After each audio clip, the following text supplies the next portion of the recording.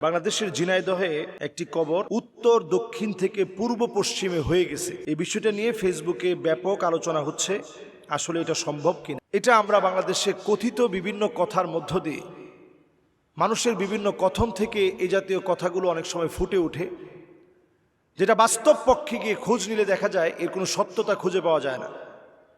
এজন্য আমরা নিরেট এ জাতীয় হাবিজাবি কোনো তথ্য শুনে এগুলোকে সত্য মনে করার কোনো সুযোগ নেই। কাফা বিল মারই কাযিবান আই ইউহাদ্দিসা বিকুল্লি মা সামিআ, এটাই আপনার জন্য যথেষ্ট যে আপনি মিথ্যাবাদী। যা শুনবেন আপনি তাই বলবেন, যা শুনবেন তাই প্রচার করবেন, এতটুকুনি মিথ্যাবাদী হওয়ার জন্য যথেষ্ট। তা আমরা এটা অনেক সময় মনে করি যে বাংলাদেশে কোনো পীরের কবর হঠাৎ করে উত্তর দক্ষিণ থেকে উনি পূর্ব পশ্চিমে চলে গেছে। এমনও পীরের নাম শুনছি উনি নাকি বলেই গেছে যে আমার কবরটা পূর্ব পশ্চিমে দিও। তো মুরিদানরা চিন্তা করছে যে আজীব ব্যাপার, কবর আবার পূর্ব পশ্চিমে দেয় কেমনে? কবর তো উত্তর দক্ষিণে দিতে হবে। তো পীর সাহেব হুজুরের কবরটা উত্তর দক্ষিণে দেয়া হলো। মানুষ ঘুমের থেকে উঠে দেখে পীর সাহেব হুজুরের কবর পূর্ব পশ্চিমে চলে গেছে।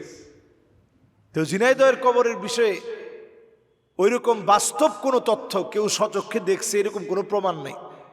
এগুলো অনেক সময় মানুষের একটা আকর্ষণ অর্জন করার লক্ষ্যে এই জাতীয় কর্মকাণ্ড তারা নিজেরা ঘটাতে পারে। গটিয়ে বিশাল ধরেন 10-20 বছর তারা এই সময়টাকে, 40 বছর তারা ধরেন এটাকে পুঁজি হিসাবে কাজে লাগালো যে 40 বছর পরে আমার পীরের কারামতি প্রকাশ করতে হবে।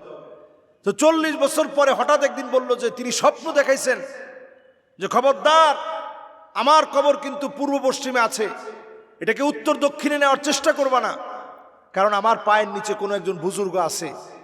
তো কোনো একজন বুজুর্গের এখানে পা চলে যাবে, এমন অন্যায় করা যাবে না, খবরদার, এই জন্য আমার কবরটা যেমনে আছে এমনি রাখতে হবে। এই ধরনের ডাহা অযৌক্তিক কথা বলে নানাভাবে মানুষের অনেক সময় ইন্টেনশন আশা করে অনেকে। এই ব্যাপারে সতর্ক থাকা এটা আমাদের ইমানই দায়িত্ব। যদি কবরের বিষয়টা এমনই হতো, সাহাবায়ে কেরামের কবরের দিকে আপনি তাকায় দেখেন, আপনি গিয়ে দেখবেন কোনো চিহ্ন নাই। সাহাবায়ে কেরাম শুয়ে আছেন, কোনো চিহ্ন নাই। আর আমার দেশে সাধারণ একজন কোন রকম যদি কাপড় চোপড় না থাকে, এই লোকটার মাজারও যেরকম কায়দায় বড় হয়, অথচ সাহাবায়ে কেরামের কবরের মধ্যে গেলে মনে হয় এই কবরের মধ্যে তো একদিন আমাকে ঘুমাতে হবে। আর ওই সমস্ত জাগ জমকপূর্ণ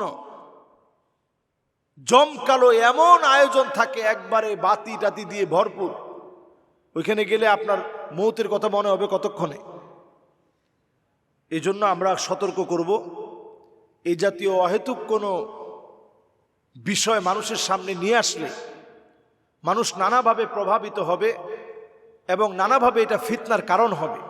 আল্লাহর কাছে আমরা পানাহ চাই এই জাতীয় কোনো ঘটনা যেন না ঘটে, এবং এই জাতীয় কোনো ঘটনার কারণে যেন আমাদের ইমানি সমস্যা তৈরি না হয়, উনাকে অনেক বেশি বুজুর্গ মনে করতে শুরু না করি। কারণ কবরটা এমন এক জায়গা, আন-নাসু ফিল কবরি কাল গারিকি ফিল বাহর, কবরের ভিতরে মানুষ অসহায়, সমুদ্রে সাঁতার না জানলে যেমন অসহায়। সাঁতার জানলে আপনি সমুদ্রের ভিতরে কতক্ষণ টিকবেন? সাঁতার জানলে আপনি সমুদ্রের ভিতরে কতক্ষণ টিকবেন? আর হাদিসের মধ্যে বলা হয়েছে আন-নাসু ফিল কবরি কাল গারিকি ফিল বাহর, সমুদ্রের ভিতরে সাঁতার না জানলে তো আপনি এক মুহূর্ত টিকতে পারবেন না। সাঁতার জানলেই তো টিকা যায় না। এই কবরের ভিতরে আমল নিয়েই তো মানুষের কোনো উপায় নেই। আর সেখানে আমলহীন মানুষ ভণ্ডামি করে যদি আপনি কবরে যান, আল্লাহর আদালতে কেমন করে জবাব দিবেন?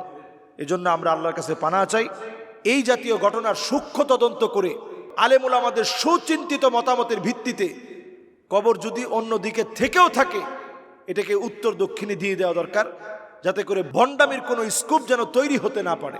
আল্লাহ আমাদেরকে বোঝার তৌফিক দান করুক।